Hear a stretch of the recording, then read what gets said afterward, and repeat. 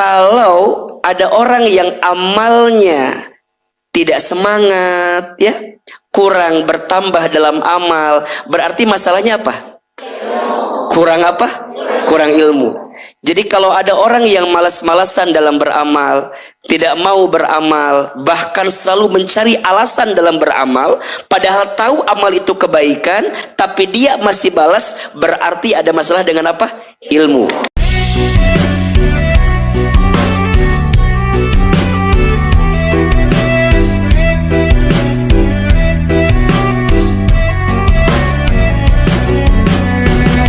Assalamualaikum warahmatullahi wabarakatuh.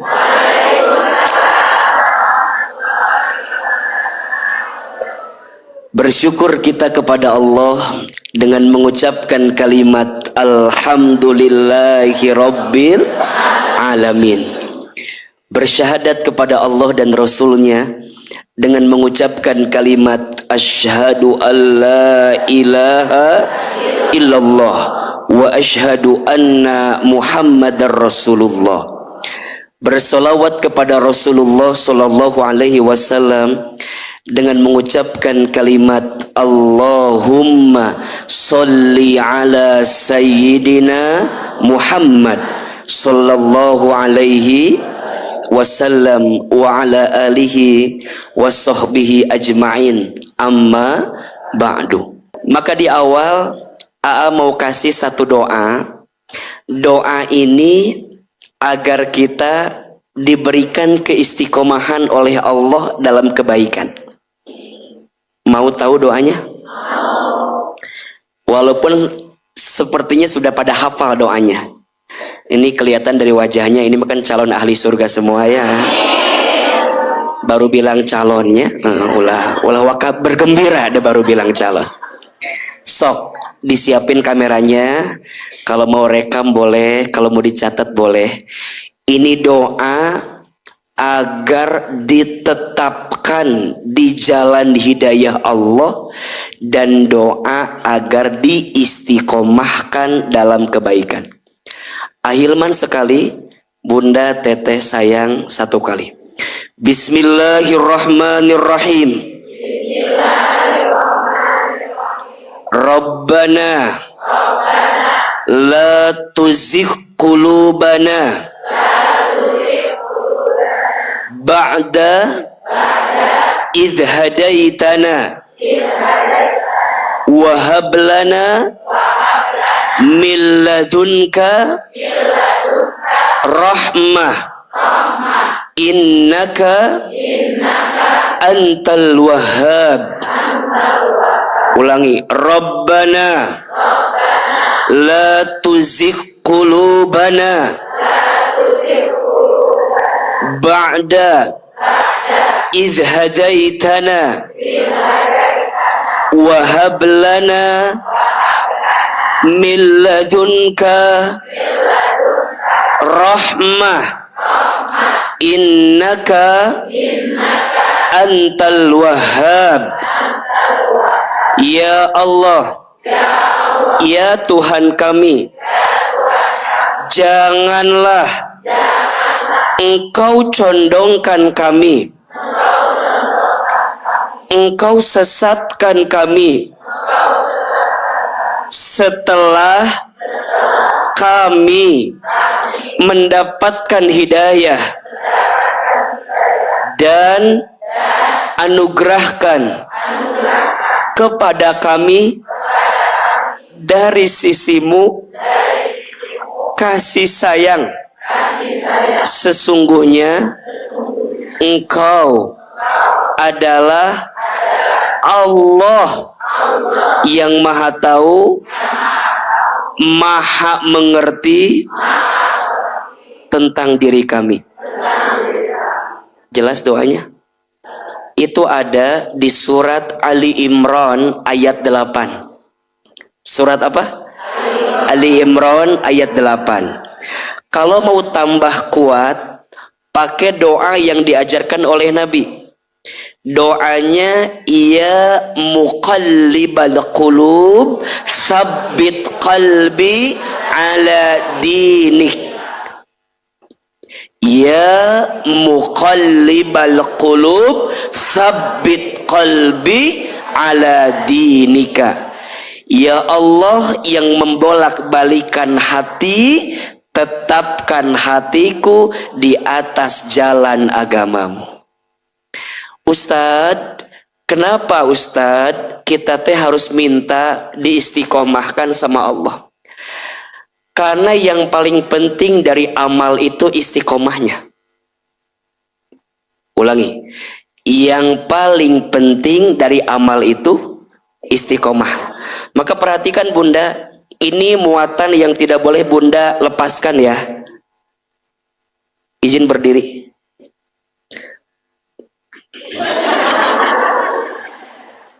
Ada yang kurang satu, kurang bantal.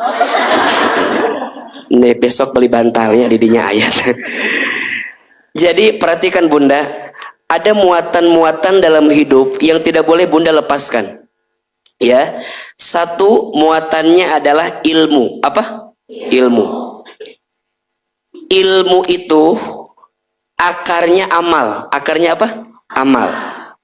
Jadi orang akan semangat dalam beramal kalau dia punya apa? Ilmu. Berarti Ustadz sayang, kalau ada orang yang amalnya tidak semangat, ya, kurang bertambah dalam amal, berarti masalahnya apa? Kurang apa? Kurang ilmu. Jadi kalau ada orang yang malas-malasan dalam beramal, tidak mau beramal, bahkan selalu mencari alasan dalam beramal, padahal tahu amal itu kebaikan, tapi dia masih balas, berarti ada masalah dengan apa? Ilmu.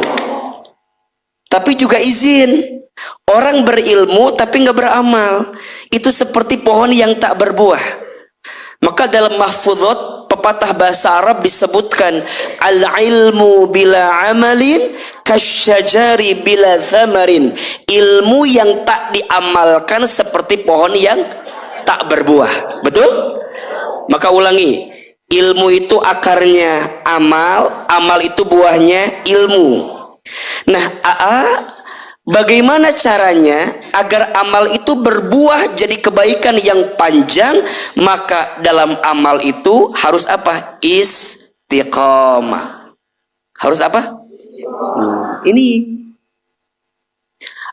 istiqomah itu apa? Istiqomah itu artinya istimror, berkelanjutan, terus menerus. Dia beramal terus menerus dalam keadaan apapun. Nah pertanyaannya, apa ya yang membuat kita bisa istiqomah dalam amal? Dua. Satu, ke atasnya iman. Apa? Dua, ke dalam hatinya namanya ikhlas. Apa? Ulangi ya. Iman itu akarnya apa? Ilmu itu akarnya amal. Amal itu buahnya ilmu. Amal akan semakin jadi buah yang banyak kalau amal itu istiqomah. Pertanyaan selanjutnya, bagaimana agar amal kita istiqomah? Dua I. I yang pertama iman, I yang kedua ikhlas. Makanya kalau kita mau lihat orang itu istiqomah dalam amal atau tidak, lihat keikhlasannya. Ya, apa yang dia kerjakan tak terpengaruh oleh apapun. Sedikitnya jamaah, banyaknya jamaah, misalnya ya, kapanpun harinya, dimanapun tempatnya, yang penting dia merasa ada kebaikan dari apa yang disampaikan, maka dia akan mengejar itu. Karena yang paling penting itu bukan hanya amalnya, tapi ngelanjutinnya, ngejaga itunya yang paling mahal. Nah, yang bisa ngebolak-balik hati siapa? Allah. Berkali-kali Ahilman sampaikan, Bunda datang kajian sama bukan karena tapi karena siapa? Allah. Tidak ada satupun dalam hidup yang kita mampu kecuali Allah yang memampukan. Setuju? Kita itu bodoh, yang ngasih ilmu siapa? Allah. Kita ini lemah, yang nguatin siapa?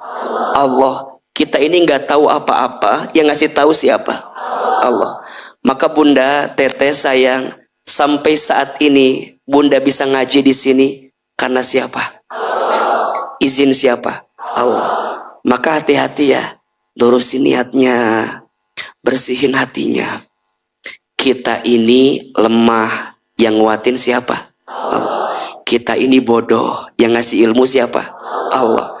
Kita ini nggak tahu apa-apa, yang ngasih tahu siapa? Allah. Semua urusan dalam genggaman siapa? Allah. Bagi Allah nggak ada yang sulit. Kalau Allah sudah mau, mudah bagi Allah. Betul?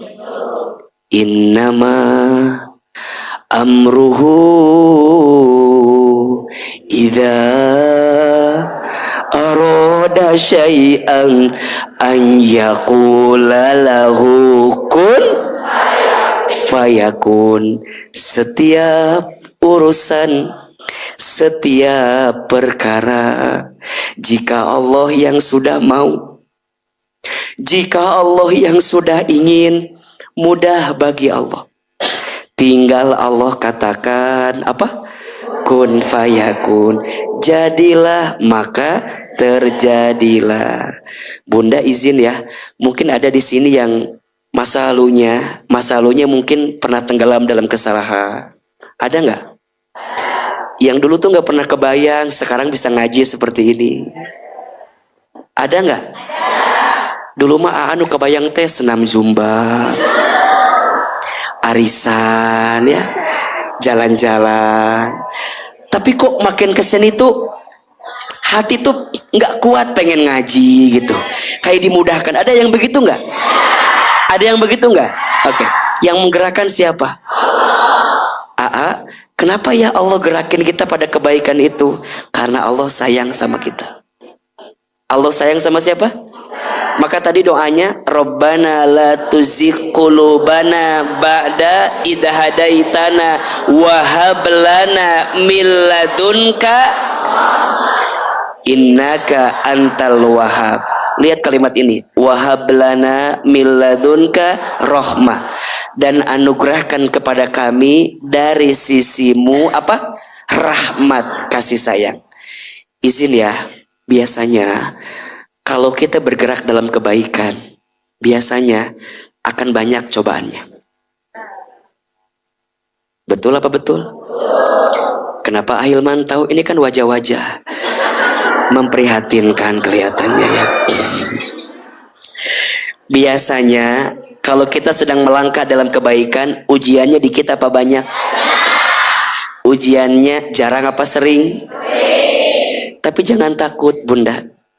Karena biasanya Allah itu untuk mencintai seorang hamba yang dicintainya, maka Allah akan cabut semua rasa cinta hambanya itu kepada urusan dunia, sehingga yang ada di hatinya hanya cinta sama siapa?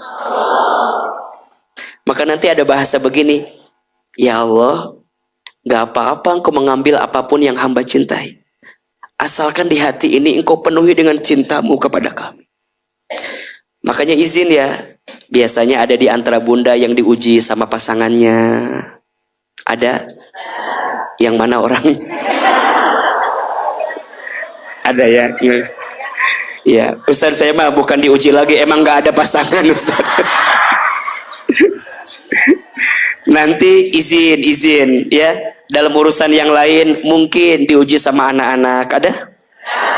Mungkin pada bab yang lain diuji sama bab keuangan, ada? Bab yang lain diuji sama teman-temannya, ada? Itu biasanya kalau Bunda melangkah pada kebaikan, jadi teman-teman yang dulu tuh agak pergi gitu. Dan Bunda jadi merasa sendiri kan?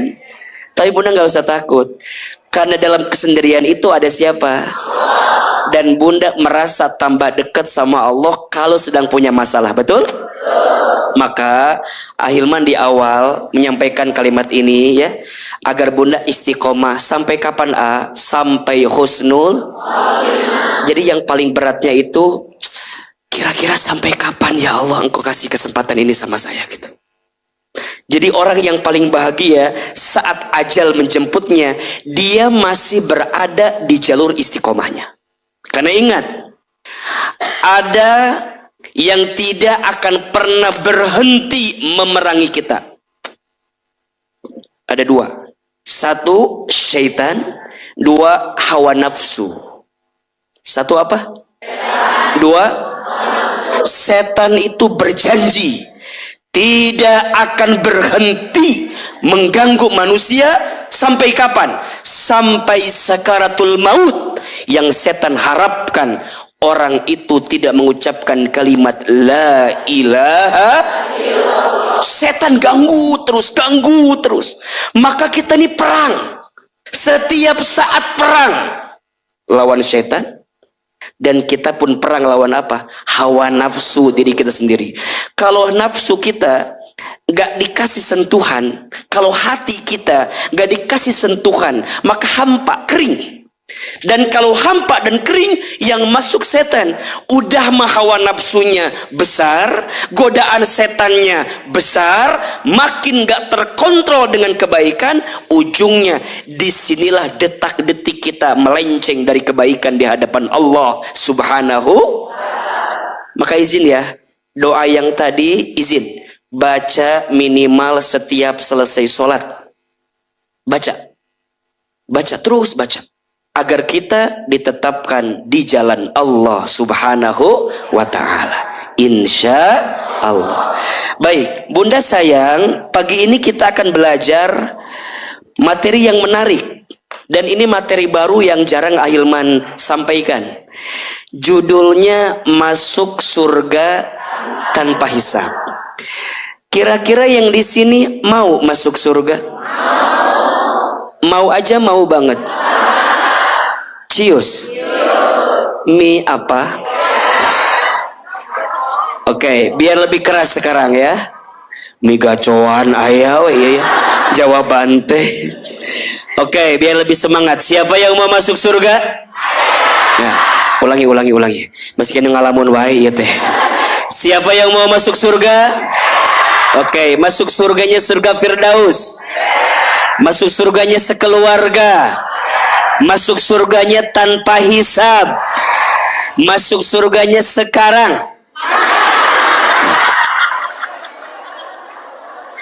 Iya.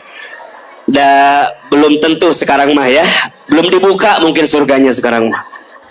Ada surga sebelum surga. Ustadz, kenapa yang kita kejar adalah surga? Karena itu ujung kenikmatan yang kita inginkan. Betul? Ahilman pernah sampaikan, manusia itu akan hidup dalam berapa tahapan? 12 tahapan.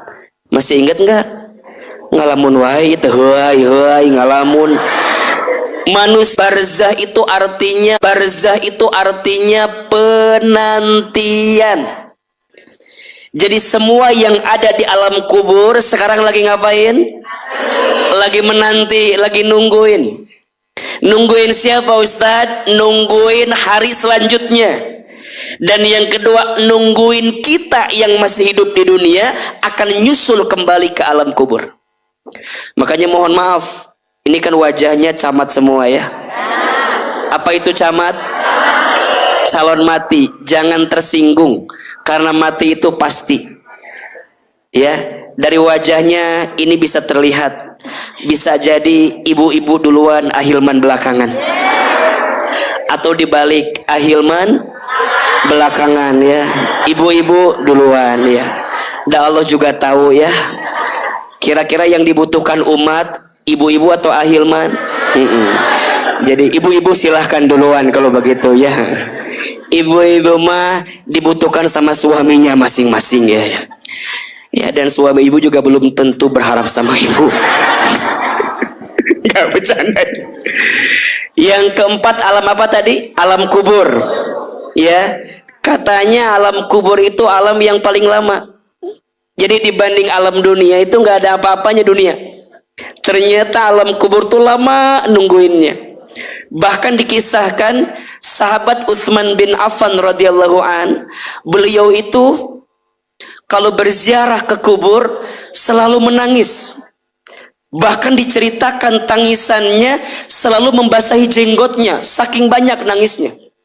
Ketika ditanya oleh sahabat yang lain, wahai Utsman, kenapa engkau sering menangis begitu banyak kalau lewat kubur, kalau ziarah kubur? Apa kata Utsman? Aku tidak bisa membayangkan seperti apa keadaan di alam kubur.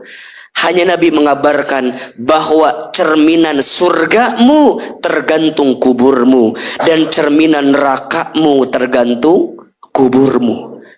Jadi bahagianya kita di surga tergantung bahagia di kubur, dan susahnya kita di neraka tergambar di kubur. Maka bayangkan orang yang lagi nanti dalam keadaan tersiksa, enak atau tidak? Makanya kalau mau bicara hidup yang paling enak itu nanti di surga, nah prosesnya itu dunia. Makanya orang di alam kubur udah nggak bisa beramal. Amal tuh di mana? Di dunia. Tapi orang yang ada di alam kubur sudah bisa menikmati daripada amalnya. Maka mohon maaf, amal terhenti tapi pahala masih bisa mengalir. Betul? Kalau di dunia amal terus, pahala baru dikasih dikit-dikit. Jelas gak? Jadi kalau di dunia amalnya banyak tapi pahalanya baru dicipratin dikit. Makanya mohon maaf, kalau sekarang ada yang hidup di dunia kemudian dia mendapatkan balasan nikmat, hakikatnya bukan semata-mata karena amal yang dilakukan, tapi karena Allah yang ngasih pahala tersebut sama kita. Maka jangan juga mengandalkan amal gitu. Kan suka begitu kita mah. Alhamdulillah aku mah bahagia, entah amal apa yang aku kerjakan. Suka begitu kan, suka begitu kan. Teman-teman kalau lihat di postingan sosmed tuh, ada orang yang bahagia suka komen gini, amal apa yang kamu lakukan sehingga kamu suka. Pernah nggak lihat begitu? Pernah nggak? Ada orang yang komen amal, iya memang karena amal, tapi selebihnya karena rahmat dari siapa? Allah. Dia bisa beramal aja dirahmati oleh Allah. Maka di sini kita tidak boleh menuhankan amal.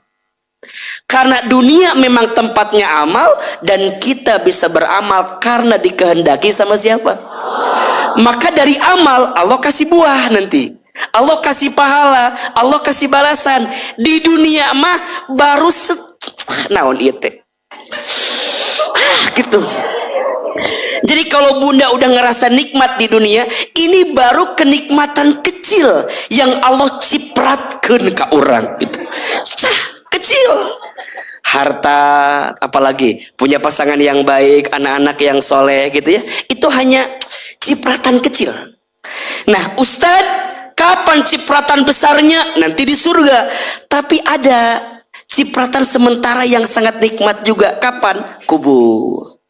Maka di dunia amalnya lanjut, pahalanya dikasih cipratannya.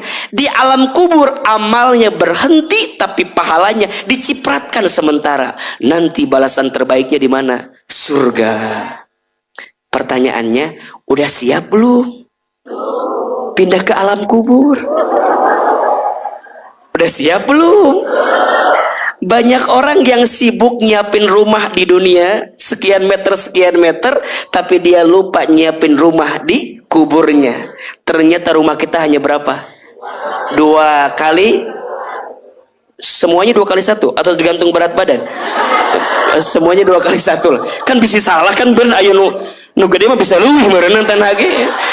2 kali 1. Nah itu yang perlu kita siapkan. Makanya izin Asakina bagus sekali bikin acara daurah janaiz ya. Emangnya kita bakal ngurusnya jenis sendiri, mandi sendiri, pakai kapan, lain. Jadi bukan buat kita ngurusin sendiri, lain. Daurah janaiz itu biar kita tahu bagaimana pemulasaran jenazah. Kalau ada orang yang meninggal, jelas harus diapain. Karena ada fenomena aya nu maot lain dikumaha-kumahakeun, malah selfie. Ya Allah maot gitu. Aya. Da ayeuna mah zaman canggih atuh Bu. Nu kecelakaan lain ditolong malah dipotret. Telah terjadi kecelakaan, lainnya ditolong malah dipoto. Ada yang maut lain ditalkinkeun malah kemudian di selfiekeun. Aya ieu mah mohon izin. Ada keluarga yang sakit, meureun keluarga teh pusing harus diapain, enggak ngerti. Mau ditonton. Bangun, Bang. Teu bisa. Tah ieu teh ilmuna kurang ya. Matak alhamdulillah. Ibu udah daftar belum? Ikut nih daurah janais, kapan pelaksanaannya? Besok. Nah, besok hari Selasa di Asofia ada pelatihan ngurus jenazah. Ada yang siap jadi jenazahnya? Biar langsung praktek besok yang nyata. Enggak ada. Silakan ikut ya. Yang di Asofia ada, yang di Ruko kadang-kadang di Asakin ada. Ini kita tuh pengen lebih apa ya? Lebih peka. Biar kita nyiapin bekal untuk ketemu alam yang keempat. Namanya alam apa? Alam kubur. Di alam kubur semua menanti. Nanti ketemu alam yang kelima, dihancurkan semua. Namanya alam apa? Kiamat. Yang masih hidup dimatikan, yang udah mati dihidupkan, dimatikan, dihancurkan. Ketemunya alam apa? Alam kiamat. Setelah alam kiamat itu, nanti manusia dikumpulkan, namanya dibangkitkan, namanya yaumul ba'ats. Apa? Setelah dibangkitkan, dikumpulkan, namanya yaumul mahsyar. Pas dikumpulkan teh, tah ti dia ya. Pas dikumpulkan teh, manusia nanti akan dibagi 3 golongan. Surat Al-Waqi'ah ayat 7 sampai 14. Coba dibuka. Surat apa? Al-Waqi'ah ayat seberapa? 7 sampai 14. Sok Ibu Wita dibaca, Ibu Wita. Atau Ibu Wiwin atau Ibu Betty. Ulah Bu Betty ahli wah. Bu Wita we. Sok dibaca. Surat apa? Al-Waqi'ah ayat sabaraha? Ayat 7. Hafalkan ya Al-Waqi'ah ya. Sering kita baca. Sok bismillah. Bismillahirrahmanirrahim. Wa kuntum azwajan thalathah. Fa ashabul maimanati ma ashabul maimanah. Wa ashabul mash'amati ma ashabul mash'amah. Was-sabiquna as-sabiqun. Ulaikal muqarrabun fi jannatin na'im. Thullatum minal awwalin wa qalilum minal akhirin. Allah, sadaqallahul adzim. Ada berapa golongan? Ada berapa golongan? 3. Kata Allah, wa kuntum azwajan thalathah. Dan kamu akan dibagi menjadi 3 golongan. Golongannya apa aja? Fa ashabul maimanati ma ashabul maimanah. Yang pertama ada golongan kanan. Sebelah mana? Sebelah kanan. Yang golongan kanan ini alangkah mulianya golongan kanan ini. Dan kita berharap kita ada di golongan apa? Kanan. Tapi ada yang kedua. Wa ashabul mash'amati ma ashabul mash'amah. Dan ada yang kedua namanya golongan kiri. Alangkah sengsaranya golongan kiri itu. 2 ya. Orang ayah di mana ya? Kanan apa kiri? Tempat duduk sekarang tidak menentukan nanti. Tidak. Di tengah ya, liar ya, kumaha ya. Maka nanti ada golongan yang ketiga. Dan kita berharap ini yang kita bahas hari ini. Menjadi orang yang masuk surga tanpa hisab. Siapa mereka golongannya? Was-sabiqunas sabiqun, yaitu orang-orang yang paling dulu beriman. Merekalah yang paling dulu masuk surga. Siapa mereka? Ulaikal muqarrabun.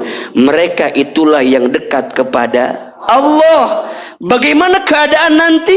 Fi jannatin na'im. Di surga dengan kenikmatan yang tak akan pernah ada habisnya. Thullatum minal awwalin.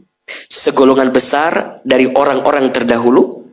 Wa qalilum minal akhirin. Dan sebagian kecil dari orang yang kemudian. Kita kan orang kemudian. Berarti tipis kita kemungkinan ada di situ tuh. Tapi nggak sampai situ. Bagaimana cara membacanya? Dijelaskan di surat Fatir ayat 32. Masya Allah. Bunda naik level ngaji sekarang ya.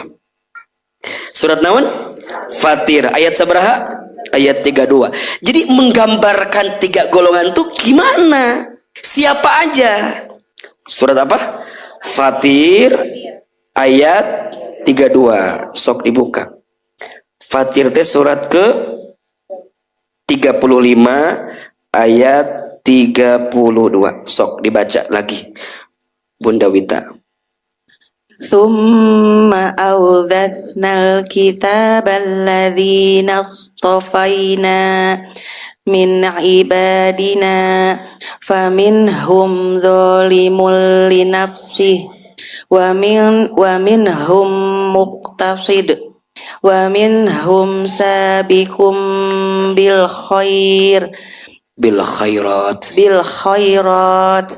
biiznillah dzalika huwal fadlul kabir. Ya, dibaca artinya. Kemudian kitab itu kami wariskan kepada orang-orang yang kami pilih di antara hamba-hamba kami. Lalu di antara mereka ada yang menzolimi diri sendiri, ada yang pertengahan, ada pula yang lebih dahulu berbuat kebaikan dengan izin Allah. Yang demikian itu adalah karunia yang besar. Bunda, tadi dibagi berapa golongan? 3. 1 golongan kanan, al-maimanah. 2 golongan kiri, namanya masy'amah. Dan ada golongan as-sabiqun as-sabiqun, orang yang kemudian berada dalam kebaikan dari awal sampai akhirnya. Nah, Ustadz, dari 3 golongan itu apa cirinya? Ternyata dijelaskan di sini.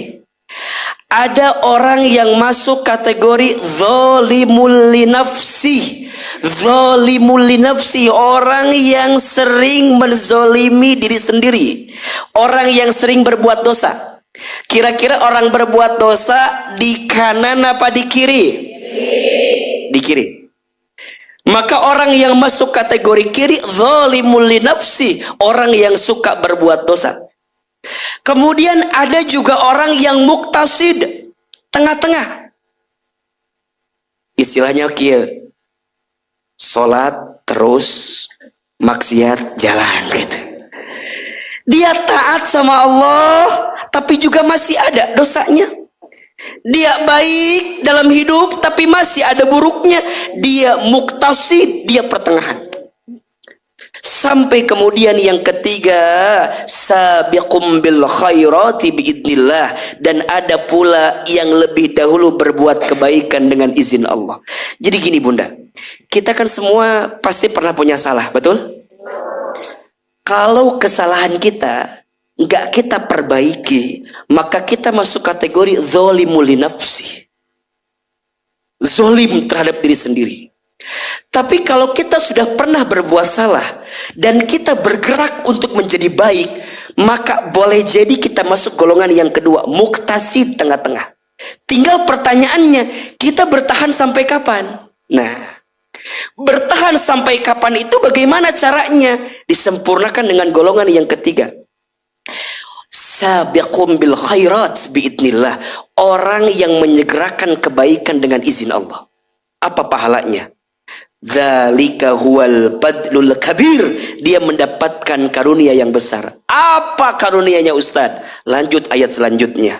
Jannatu adnin yadkhulunaha yuhallawna fiha min asabir min dhahabi wa lu'lu wa libasuhum fiha harir. Perhatikan, mereka akan mendapatkan surga adzan, mereka masuk ke dalamnya, di dalam mereka ada perhiasan, gelang-gelang dari emas dan mutiara, dan pakaian mereka di dalamnya adalah sutra.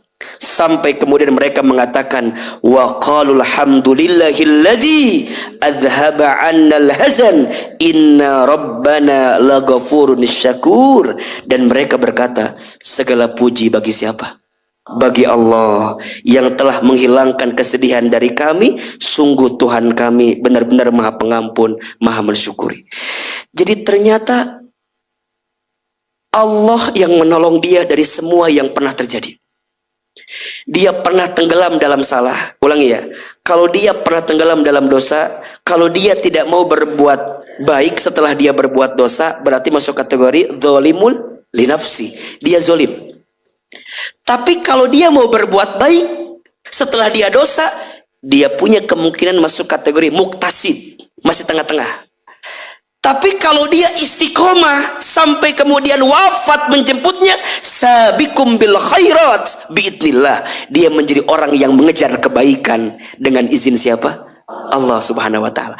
Nah, orang yang masuk surga tanpa hisab itu adalah orang yang tadi tuh as-sabiqun as-sabiqun, yang kategorinya apa? Sabikum bil khairat biidnillah, orang yang menyegerakan kebaikan dengan izin Allah. Sekarang pertanyaannya, Ustadz, memangnya berapa orang yang telah dijanjikan akan masuk surga tanpa hisab itu? Disebutkan dalam beberapa riwayat, jumlahnya ada 70.000 orang. Dari zaman dulu sampai zaman nanti hari kiamat. Kira-kira kita masuk nggak 70.000 itu? Oke. Catat. Apa maksud hadis 70.000 itu? Apakah maksudnya angkanya pasti atau angkanya berubah? Tergantung negosiasi. Atau itu adalah kalimat kiasan yang menunjukkan kalimat balaghah yang lebih luas. Ternyata ada dua pendapat. Pendapat ulama yang pertama menyebutkan itu angka pasti, hanya 70.000. Kayaknya wajah-wajah begini mah agak berat lah masuk kategori begitu. Wajah-wajah begini juga apalagi agak berat. Tapi ada ulama yang menyebutkan 70.000 itu makna kiasan. Maksudnya apa? Dalam agama kita, kalau menggambarkan sesuatu yang banyak itu biasanya menggunakan angka 7. Betul nggak? Itu menggambarkan sesuatu yang banyak. Misal, langit berapa lapisan? 7. Betul? Kalau kita tawaf berapa keliling? 7. Sa'i berapa balikan? 7. Itu menggambarkan jumlah yang banyak. Dalam hari berapa? Seminggu? 7. Kan gitu. Jadi semuanya ada istilahnya rahasia di balik angka 7. Nah, ini bukan hanya 7 tapi 70.000. Maka ada para ulama yang menyebutkan makna 70.000 ini makna kiasan. Artinya banyak kesempatan orang yang akan masuk surga tanpa hisab. Maka dijelaskan dalam hadis yang lain, 70.000 orang yang akan masuk surga tanpa hisab, masing-masing orangnya akan membawa 70.000 orang lagi. Pertanyaannya, kita masih masuk apa enggak? Ulah sok pede, masuk ini mah.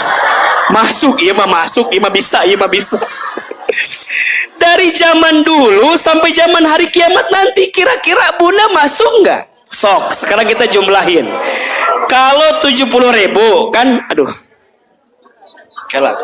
Siapin kalkulator liar gitu, nah ya pasti. Ya, dari 70.000 tadi kata Ahilman, masing-masing orang bawa berapa orang? 70. Berarti berapa tah? Berapa? Banyak. Sekarang 70.000 kali 70.000 berapa? 490 juta. Liar hitung duit itu kumaha. Ari kena duit meni hasa gampang. Pokoknya mah gitulah. 70.000 orang, masing-masing orang bawa berapa? 70.000. Kan tadi disebutkan yang akan pertama masuknya orang terdahulu. Kita sebut saja, misal setelah baginda Nabi ya, misal Abu Bakar. Berarti Abu Bakar bawa berapa orang? 70.000. Setelah itu Umar bawa berapa? 70.000. Setelah itu Utsman bawa berapa? 70.000. Setelah itu Ali bawa 70.000. Setelah itu para sahabat dan bawa 70.000. Pertanyaannya, kira-kira kita masih nyantol ke situ apa enggak gitu loh?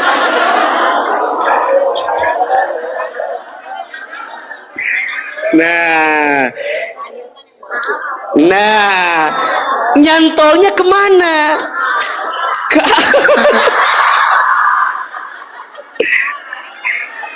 Age tentu nyantol ke situ. Coba sekarang umat muslim tuh ada berapa juta di dunia? Ulah dihitung banyak gitu meniliur seberanya betere banyak apa enggak? Nah pertanyaan dari banyak itu kita kira-kira masuk apa enggak? Masuk. Kita berharap masuk, betul? Nah sekarang pertanyaannya, Ustadz sayang, kira-kira apa kriterianya? Kira-kira kita tuh masuk nggak golongan-golongan itu? Kalau belum masuk kriteria berarti disiapin.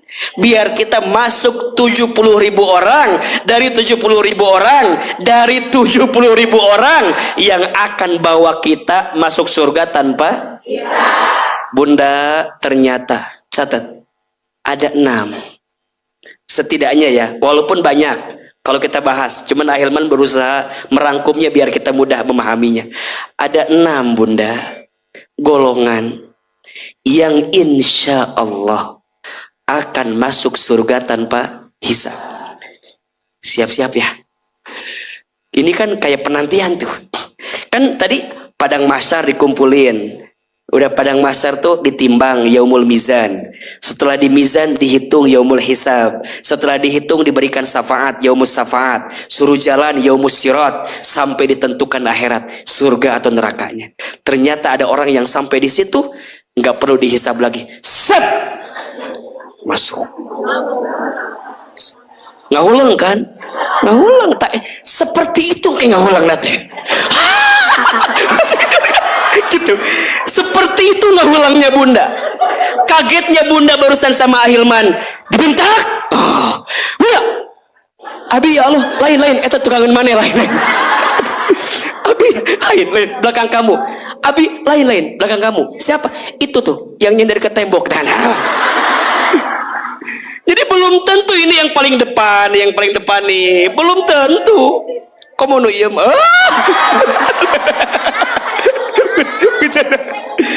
Dia ya. Wah, tegang.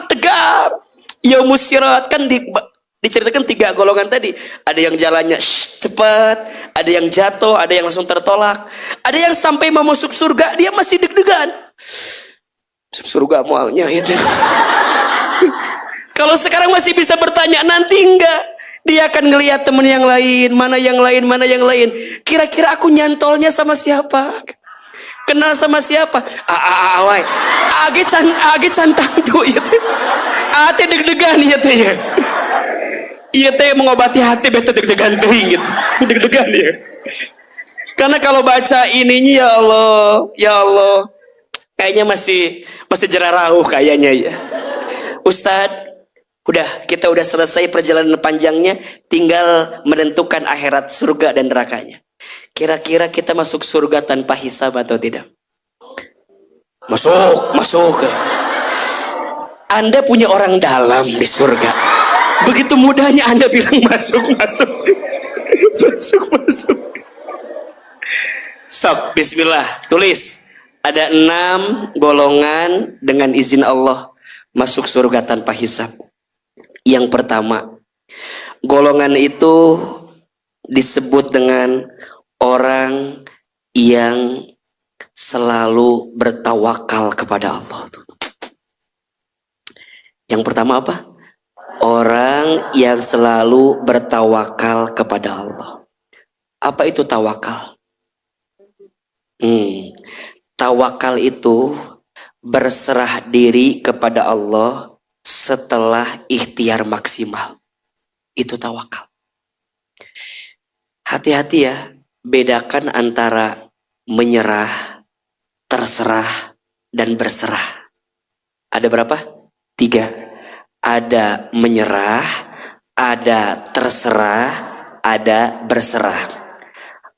Bedanya apa?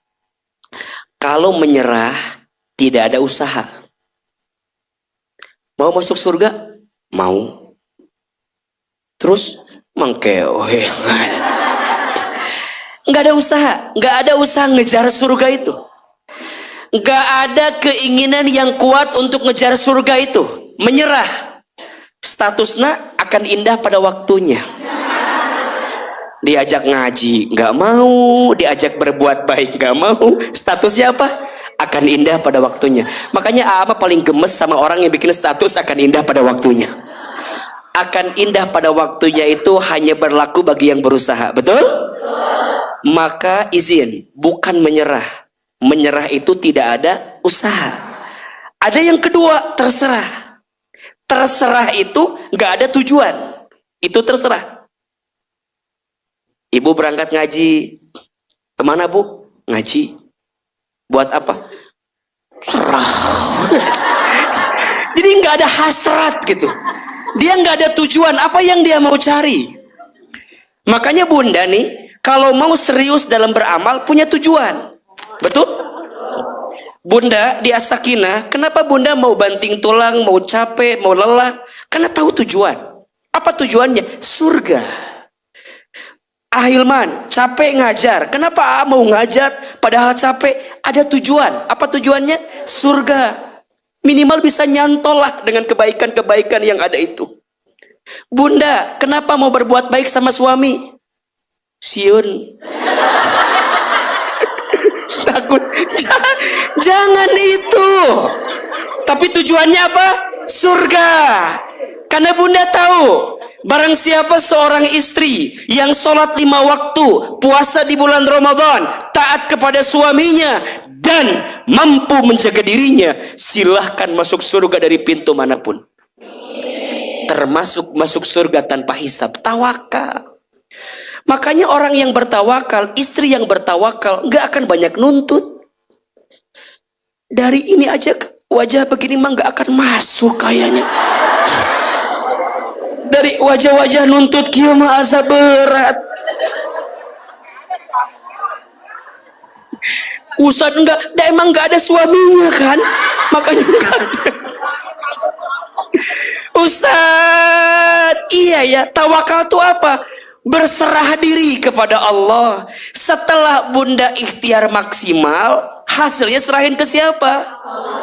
Jadi dia tahu dia beramal buat surganya Allah. Karena Allah, untuk Allah. Dan dia pengen ngejar surganya Allah. Bukan menyerah, bukan terserah, tapi apa? Berserah. Dia berbuat baik, tapi hasilnya dia serahkan kepada Allah. Pertanyaannya, bunda dalam beramal sudah tawakal apa belum? Ngalamun kieu ya teh. Bunda dalam beramal sudah tawakal apa belum? Coba Ahilman tanya, selama ini kalau kita berhasil, kalimatnya karena saya atau karena Allah? Kalau kalimatnya masih saya tuh begini gara-gara saya, usaha saya, berarti belum tawakal. Kita masih ngerasa kita yang punya segalanya, betul? Tapi kalau orang yang bertawakal, Ustadz, apapun yang terjadi, ini semua dari siapa? Maka catat ya, tawakal itu ada di 3 waktu. 1, ada tawakal sebelum beramal. 2, tawakal ketika beramal. 3, tawakal setelah beramal. Ada berapa?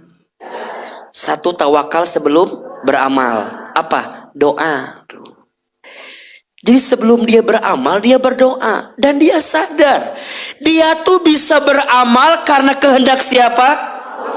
Dia tuh bisa beramal karena izin siapa? Dia tuh bisa beramal karena diizinkan sama siapa? Tawakal. Maka ada orang yang beramal, kalau nggak tawakal sebelum beramal, maka dia akan pede dengan kemampuannya, tapi lupa bahwa dia tuh percaya diri karena Allah bersamanya. Maka kalau Ahilman ditanya, orang yang pede itu seperti apa? Kan orang bilang gini, pede itu orang yang percaya dengan kemampuannya. Kalau Ahilman bukan. Orang yang percaya diri itu orang yang percaya karena Allah selalu bersama dengan dirinya. Jadi dia beramal, dia bergerak bukan karena dia, tapi karena siapa? Allah. Maka dia tawakal sebelum beramal. Termasuk dia pun tawakal ketika beramal. Dia minta dibimbing sama Allah agar amalnya lepas dari kebersandaran kepada makhluk, tapi dia bersandar sama siapa? Allah. Lepas ingin dipujinya, lepas ingin dihargainya, lepas ingin diapresiasinya, lepas. Bunda, capek bunda kalau bunda bersandar sama manusia teh, betul gak sih? Mulai hari ini mah katakan putus. Ya, katakan putus dengan berharap kepada manusia. Betul? Bunda berbuat baik sama suami, jangan berharap pujian dari suami. Karena suami kadang-kadang muji kita tergantung maunya dan tergantung tanggal bulannya, kan begitu. Bunda masak buat suami biar suami bisa enak makannya buat kita. Nggak apa-apa. Buat apa coba bunda? Ujungnya suami nggak pernah ngehargain kita. Jadi bunda tuh berbuat baik. Setelah berbuat baik serahin sama siapa? Allah. Nggak akan kesel sendiri. Kan bunda suka begitu tuh. Ayah teh hargai mama tuh. Cek bapak nate berapa harganya? Coba gimana kalau begitu jawabannya? Liar tuh. Liar. Bunda bilang begini, ayah, mama teh banting tulang buat ayah, bertahan buat ayah. Kalau bicara sakit mah sakit. Bunda dengan segala perasaan yang dihadirkan. Cek suami teh, mama teh ngomong naon gitu. Bapak mah teh ngerti. Makanya udahlah sekarang mah belajar biasa aja menjalani hidup teh, betul? Nggak usah banyak drama. Nggak usah banyak apa? Bunda sama anak suka begitu kan. Anak, kakak teh misalnya gitu kan. Anakku, kakak. Lihat, mama teh capek ngandung kamu, melahirkan kamu, membesarkan kamu. Kata anaknya, suruh siapa? Nggak, aku mah nggak nyuruh mama begitu. Coba kalau digituin sakit atau enggak? Terus buat apa ngomong kayak begitu? Kakak teh ngertiin mama teh capek, ngerti.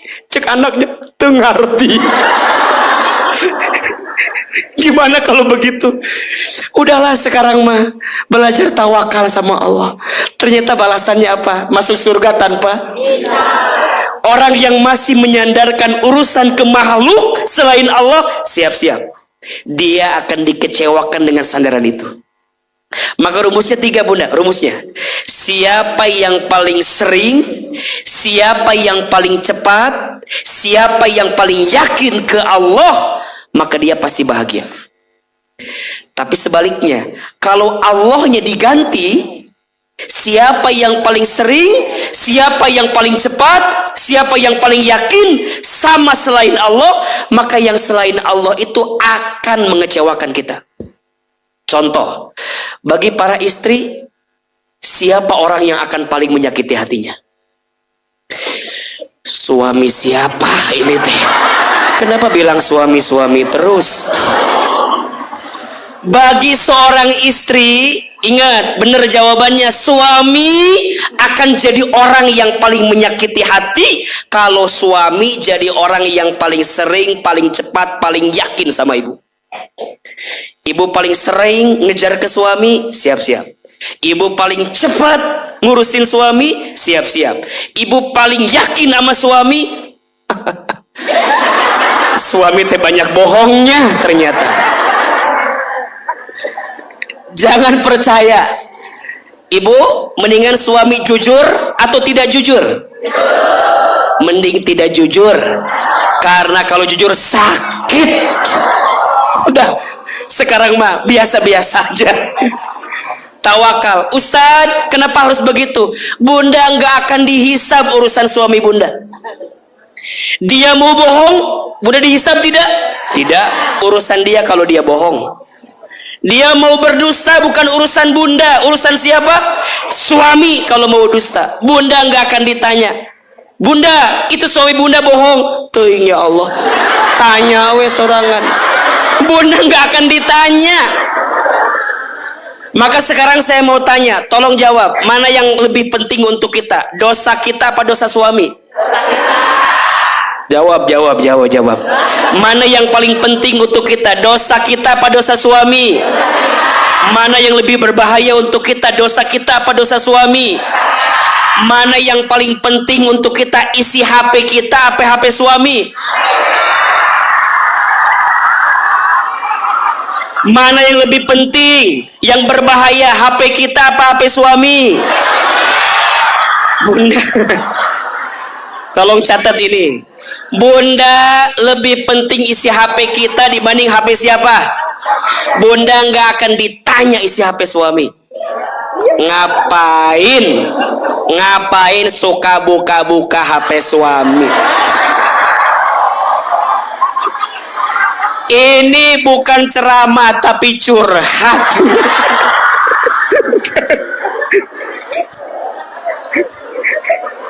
Buat apa? Bunda, lebih baik tahu isi hati suami atau mending nggak usah tahu isi HP-nya?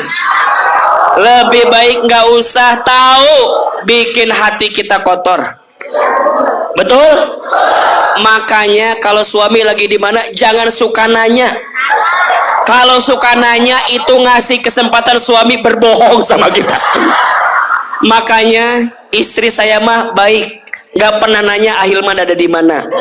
Kenapa? Kata istri saya, biar Ahilman nggak pernah bohong sama istrinya. Makanya saya nggak nanya Ahilman ada di mana. Karena kalau dijawab jadi saya bohong kan begitu. Udah, mendingan nggak usah dijawab aja. Udah, belajar tawakal sama Allah. Ternyata tawakal itu balasannya apa? Surga tanpa hisab. Makin bunda tawakal, makin bunda masuk surga tanpa hisab. Makin bunda kurang tawakal, udah mah sengsara di dunia, udah mah menyakitkan hati di dunia, yang ujungnya bunda pun seret sempit masuk surga. Ketika nanti mau masuk surga, set kela, cek Allah teh, kela. Kenapa ya Allah? Berapa sering kamu mergokin HP suami? Kamu kurang tawakal sama Allah. Kamu kurang yakin sama Allah. Kamu kurang bersandar sama Allah. Jelas? Udah, mulai hari ini tawakal. Yang nyiptain suami siapa? Yang ngasih kehidupannya siapa? Yang akan mematikannya siapa? Ibu, nggak ada suami pun ibu akan baik-baik saja. Betul? Nggak usah, Ustadz kalau suami saya nggak ada nanti saya gimana? Pikir sorangan. Nggak usah sok mendramatisir lah. Sok Ahilman tanya, izin ya. Di sini ada yang ditinggal suami ada? Masih hidup? Masih hidup? Masih bisa makan? Coba, yang ditinggal suami masih hidup? Masih bisa makan? Masih bisa bernafas? Masih bisa ngelurusin alisnya? Masih bisa nambah kerudungnya? Ternyata suami gak penting-penting banget. Betul? Yang penting siapa? Allah. Buat apa bunda bergantung sama makhluk kalau tambah lupa sama Allah? Maka ini rumus. Mulai hari ini mah kalau kita bersandar sama suami jangan terlalu lama. Ganti sandarannya sama siapa? Aku mencintai suamiku karena aku mencintai Allah. Betul? Maka rumusnya ini, jangan tuntut. Catat. Status hari Selasa besok lah cocok ini mah ya. Catat ya. Jangan tuntut pasanganmu untuk mencintaimu. Tapi eta karunya videona kok ternyala cenah. Eta mah full memory meureunnan. Full memory ieu teh. Jadi teu fokus Ahilman teh rek bicara.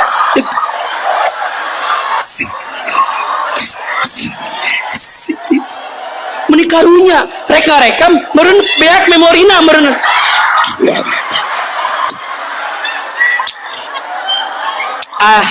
Ku Ahilman doain bisa kembali HP kayak Ahilman. Lain sok iya mau masuk surga tanpa hisab gimana? Sombong dia tawakal. Enggak. Aduh, mun kajian sok aya nu pika seriusnya. Dan A tuh kan orangnya humoris pisan ya. Jadi ama sok hayang seriwai gitu.